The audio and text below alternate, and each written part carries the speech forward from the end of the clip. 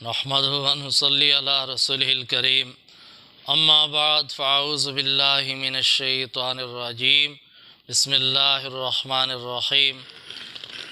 محترم بزرگ اور دوستو، عزیز بھائیو، انشاءاللہ آج کی مجلس میں آپ حضرات کے سامنے صحابہ رضی اللہ تعالیٰ عنہم کی تہجد کا ایک واقعہ بیان کیا جائے گا۔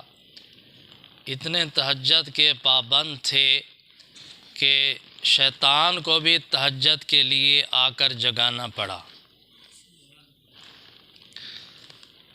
ایک مرتبہ کا واقعہ ہے کہ سیدنا حضرت امیر معاویہ رضی اللہ تعالیٰ عنہ روزانہ تہجد کے لیے اٹھتے تھے اور تہجد کی نماز پابندی کے ساتھ پڑھتے تھے۔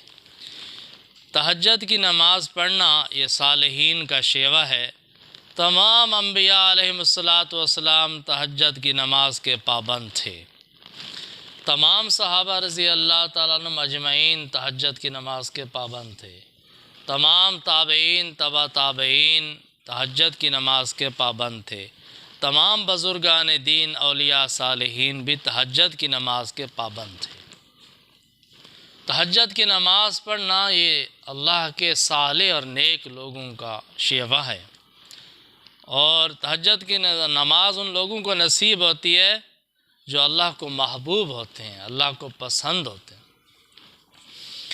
تو حضرت امیر معاویہ رضی اللہ تعالیٰ عنہ روزانہ تہجد کی نماز کے لیے اٹھتے تھے۔ ایک دن شیطان نے ان کو سلا دیا اور تہجد کی نماز کا ناغہ ہو گیا۔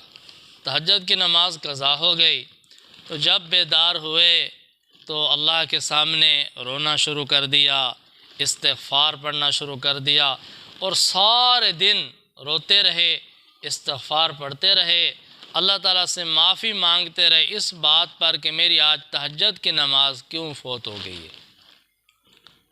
دیکھو نا، ہماری تو آج کل فرض نماز چلی جائے اس پر بھی افسوس نہیں ہوتا، اور صحابہ رضی اللہ تعالیٰ عنہ کی تہجد کی ایک دن کی نماز فوت ہوگی تو اتنا افسوس کر رہے ہیں کہ سارا دن روتے رہے، استغفار پڑھتے رہے، اللہ تعالیٰ سے معافی مانگتے رہے۔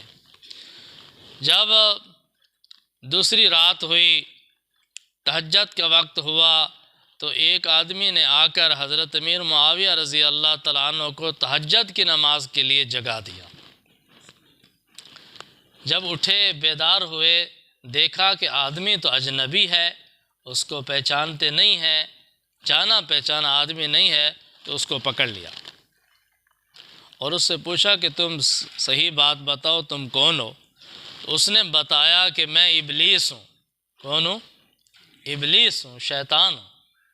تو امیر معاویہ رضی اللہ تعالیٰ عنہ نے فرمایا کہ اگر تم ابلیس ہو، شیطان ہو، تو پھر مجھے تہجد کی نماز کے لیے کیوں جگانے آ گئے؟ تو ابلیس نے کہا کہ میں آپ کو تہجد کی نماز کے لیے اس لیے جگانے آیا ہوں کہ پچھلی رات میں نے آپ کو سلا دیا تھا، جب آپ کی تہجد کی نماز قضا ہو گئی تو آپ نے اتنی اللہ کے سامنے آہوزاری کی، اتنی توبہ استغفار کیا، اور اتنے روئے کہ اللہ تعالیٰ نے تہجد کی نماز سے بھی بہت زیادہ آپ کے درجات بلند فرما دیے، بہت مقام قرب عطا فرما دیا۔ تو آج اس لیے میں آپ کو جگانے کے لیے آیا ہوں کہ یہ تہجد کی نماز کا ثواب تو آپ لے لیں اور زیادہ درجات نہ لیں۔ تو میرے بھائی اور دوستو، دیکھیں صحابہ رضی اللہ تعالیٰ عنہ کتنے پابند تھے تہجد کی نماز کے، کہ ایک دفعہ شیطان نے تہجد کی نماز قضا تو کرا دی، لیکن شیطان بھی پشیمان تھا کہ قضا نہیں کرانی چاہیے تھی اس کو۔ پھر خود آیا جگانے کے لیے کہ ٹھیک ہے، آپ تہجد کی نماز پڑھا کریں، اللہ کے سامنے اتنے روئے نہیں، اتنا توبہ استغفار نہ کریں کہ آپ کے درجات بہت بلند ہو جائیں۔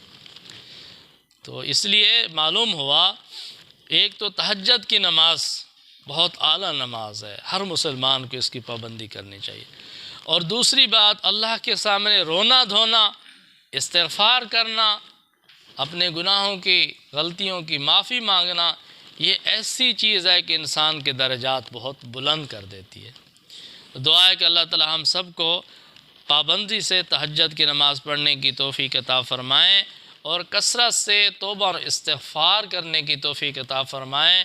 وآخر دعوانا ان الحمد للہ رب العالمین۔